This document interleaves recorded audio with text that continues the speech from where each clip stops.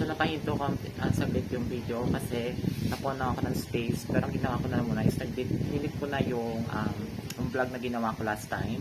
Hindi yung in-upload ko na. Dinilip ko na yun. Yung 25 minutes na yung sa drag race, dinilip ko na. And then yung mga up pa na dalawa para makapag-video ko na mahaba pa. Pero hindi ko nahabaan kasi baka mamaya puno na naman ulit, diba? And then mag-delete na naman ulit. So, another problema pa yan. So, hindi ko na masyado pahabain. Pero ayun.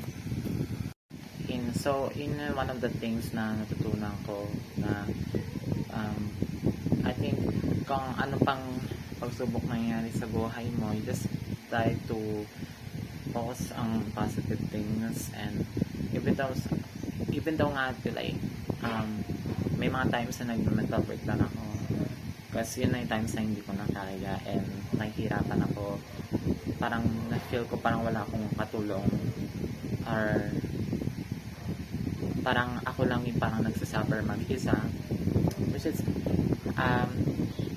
talaga yung one of the things na pinagdaan ako this past few months. And by the help and support of my family and friends, I be able to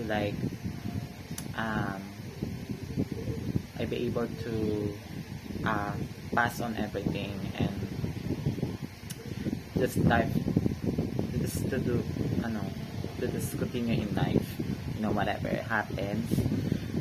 I think one of the things na natutunan ko this year. And yeah, so very thankful. And I actually to be honest, it was really kind of been difficult this year. There's so many hardships going on this year. I think one of the hardships is definitely family problems that I experienced, which I'm not gonna put it into details.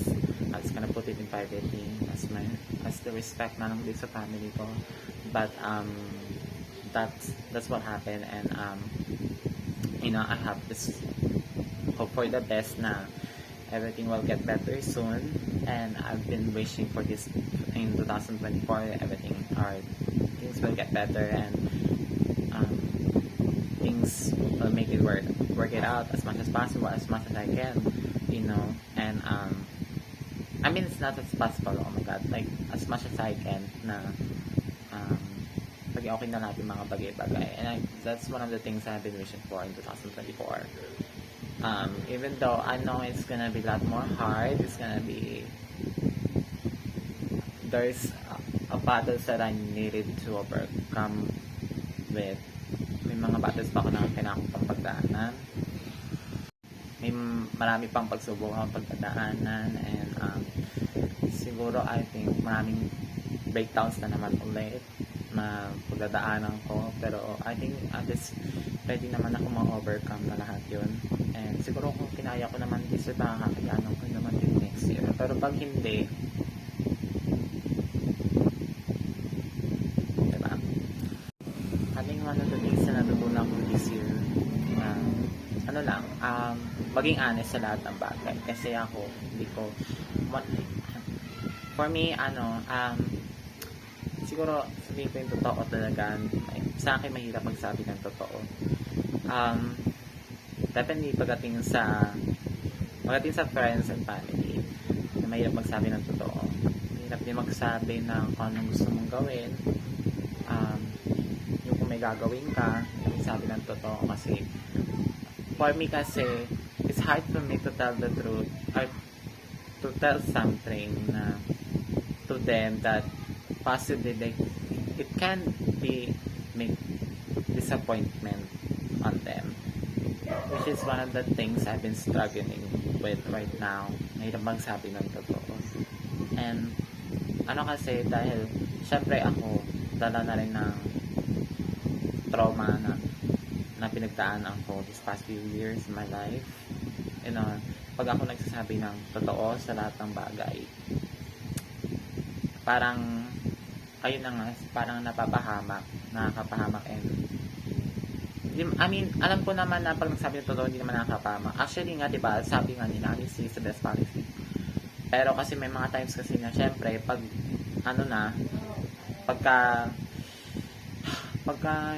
medyo bad in a way, you know, pag nagsabi, like, kunwari may sinabi sa'yo si ganito na about sa kanya, sinabi mo sa kanya, and then nagkaroon ng gulo. So I think yun na yung isa sa mga bagay na dala ng trauma sa akin. Kaya until now, yun din yung naging problema ko sa family ko. Hindi ako nagsasabi ng totoo kasi dala din ng trauma na na-experience ko dati. Pero I think ano lang iba lang kasi nag-interpretation ko. Pero ang pagsabi ng totoo, which is sa ibang, in a different way naman, hindi naman siya yung nakakapahamak. I mean, kung ibahin yung usapan, kung ibang bagay yung, diba, yung pagsabi ng totoo, hindi, walang kinalaman sa ano sinabi ng isa. I mean, yun lang pagdating sa pagpapaalam, saan ka pupunta, saan na ginagawa mo, and everything. So, hindi ko alam, pero kaya ko naman, pero I don't know kasi, I mean, may mga times kasi na kung kailangan, syempre, diba, so may ginagawa sa bahay, may sakit, may mga tao minsan sa bahay, hindi mo kayang iwanan, may kinakapuntahan, pero kailangan kanila doon, yun doon, may kailangan kang ilakad o something. Hindi mo magagawa kasi nga syempre may mga tao pa na mas nakakailangan sa inyo naman yung mga sakit. And kahit na kailangan mo di pumunta, kasi yun nangyari kahapon kasi, you know, di na sana ako papasok kahapon para sa dog days actually. Pero kasi nga dahil nagkasakit yung tita ko. So, to make the long story short, nagulo yung sinabi ko na hindi nakapapasok, nagulo yung plan. Hindi ka nagbago yung isip ko na papasok pala ako around 1 p.m. na kasi sabi doon nila kailangan doon yung attendance for the event.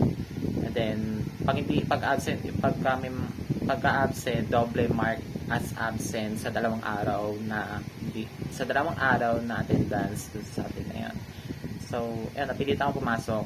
Pero napilitan ako pumasok and then hinalala na ako konti ng event. And then after that, siguro mga 4 p.m. umuwi na kami, nag-multi na kami saglit. Which is, yun.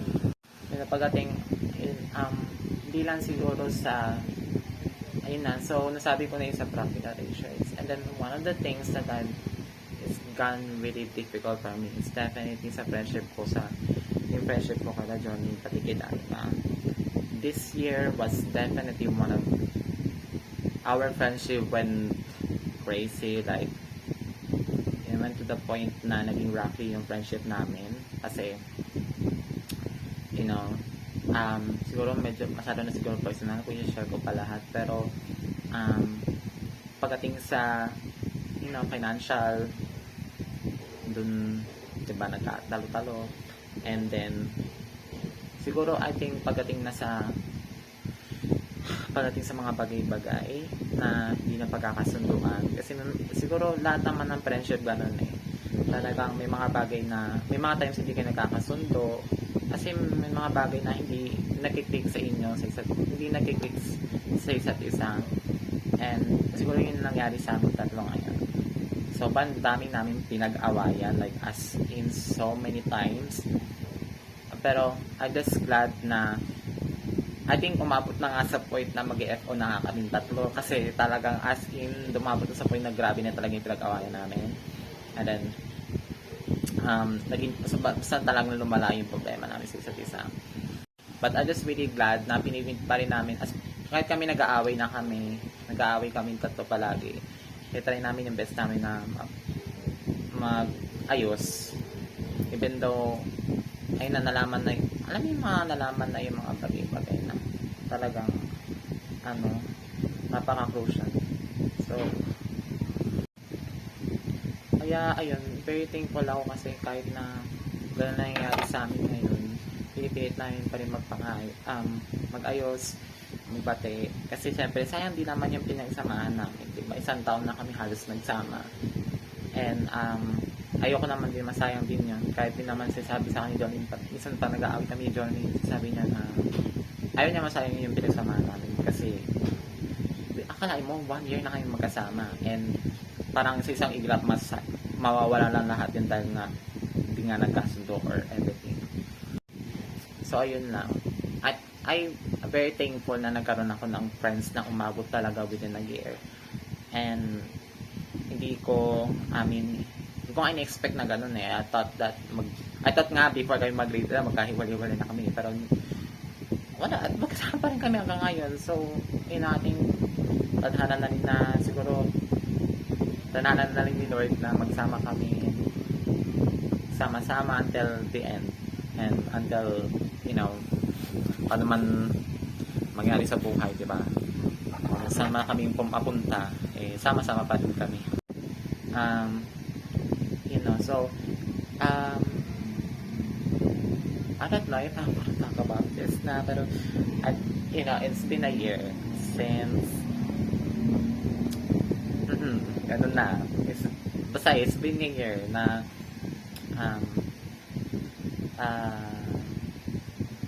I don't know if I'm gonna talk about this, baka sabihin nila di pa ako nag-move on.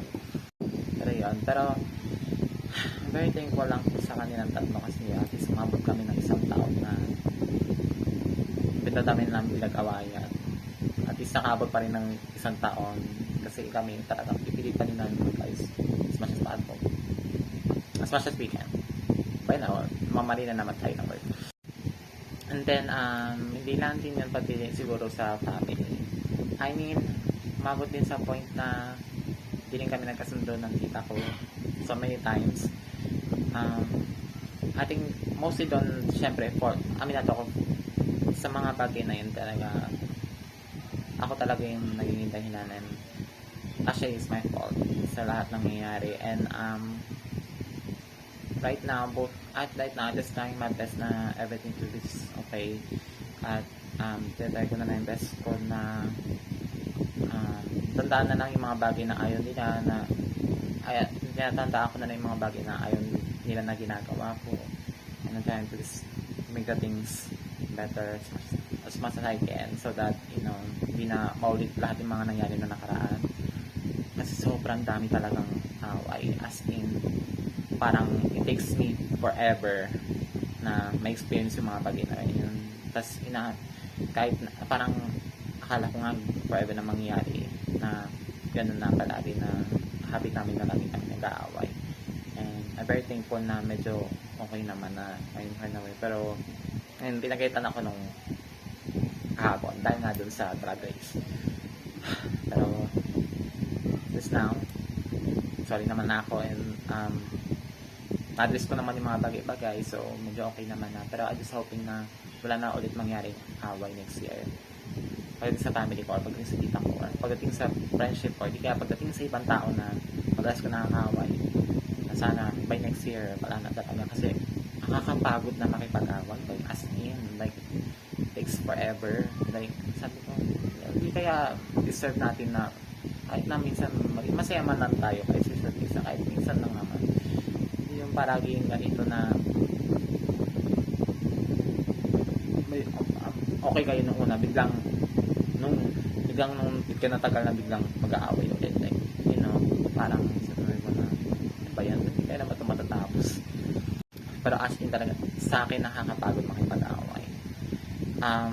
Even though ako kasi mapalago nga ako aminado ako pagka may nangyayaring issue or may nakakaaway ako sa internet talagang nag-iingay ako sa social media nagpaparinig ako pero once naman ako kasi pag pinagsabihan naman ako na oy isipin mo lahat ng mga ginagawa mo isipin mo lahat ng consequence ganyan pinagsasabihan naman ako like pinagsasabihan ako ni tita pinagsasabihan ako nila dati ka pagka mag-post ako ng anything ako sa social media and maya realize ko sa nga pala mali pala yun so and mamaya i-delete ko rin naman lahat naman na kasi ako may nanlog pag akong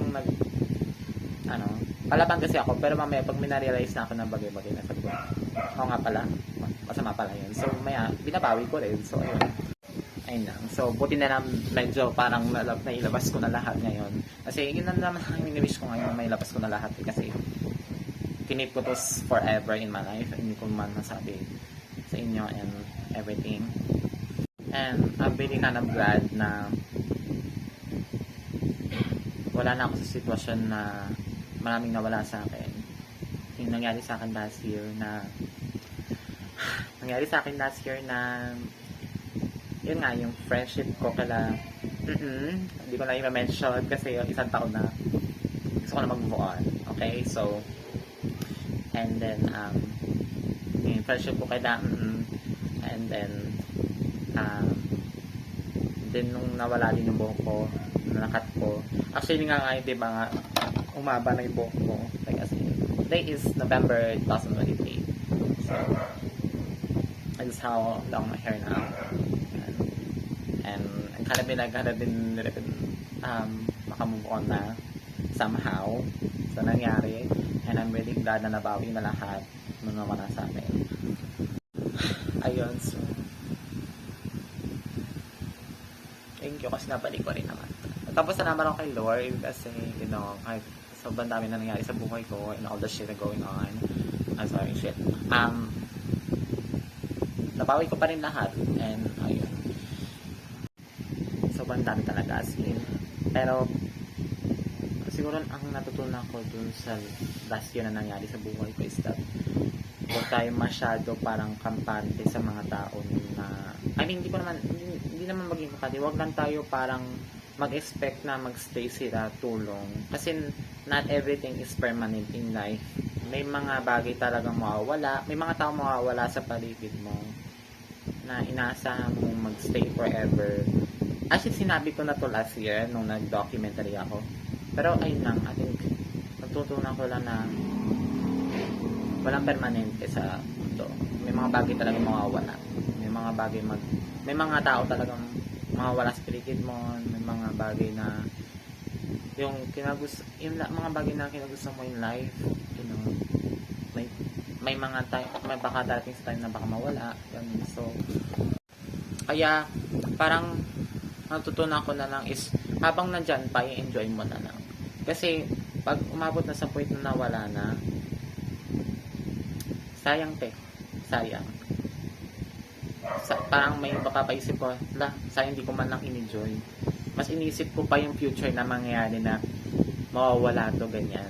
Parang yun nangyari sa amin at sa friendship ko kala dati na kasi ako nagpo-focus na rin ako sa negative things sa that time eh.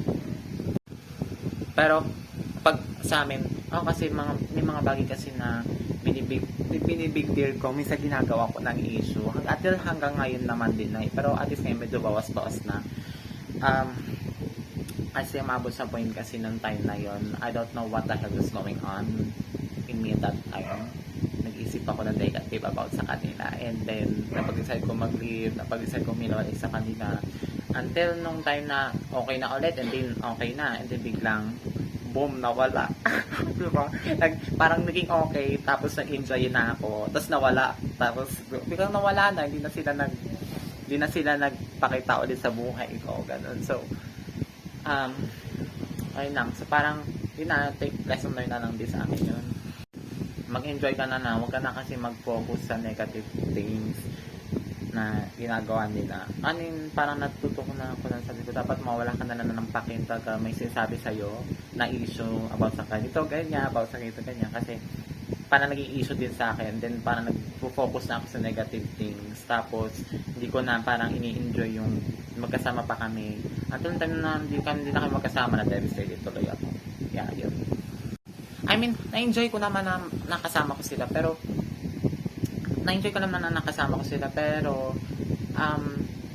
kapag may nangyayaring bagay-bagay na, kasi ako ginagawa ko na kasi lahat ng big deal sa akin, parang may ginawa na sa ganito, biglang may big deal na sa akin, issue na sa akin, ganun. So yun din, nag-focus din ako sa bagay na at that time.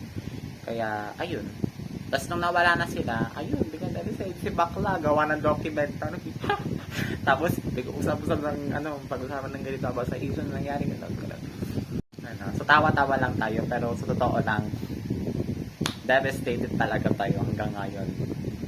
Nung honestly ako, tatawa ako, pero nasasad ako deep inside, like hindi ko alakain abot sa ganung point. Hindi ko alakain sa sarili ko, mababrought up ko yung sarili ko sa another era, tapos nawala lahat, biglang nagbago ulit, tapos another era na naman.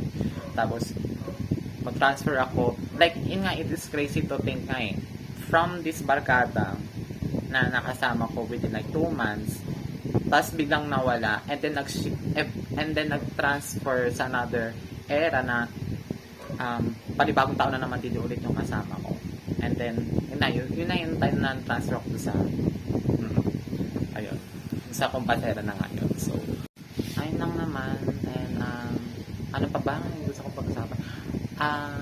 Kalimutan ko na. Ating lahat nato nasabi ko. Pero, ano pa ba? Nawala eh. Oh my gosh, wait lang, teka. And then, may gusto pala ako. And so, may mga iba pang nangyari, pero baka next video ko na sabihin. Kasi medyo personal na. Tsaka na lang pag may time na ako, o di kaya sa Pasko. Kasi right now, na talaga akong time. Hindi ko alam paano ako nakapag-video eh. Pero ang dami ko pang gagawin. As in talaga. Marami pa akong asahin gagawin. So, wish me luck and sana, oh my gosh, ma-overcome ko na ito mga pagkipag. I'm so freaking nervous. Nangyari na naman. I'm actually, yung nga pala, napansin ko rin sa sarili ko na I lost weight. Which is, talagang na-lost weight talaga ako.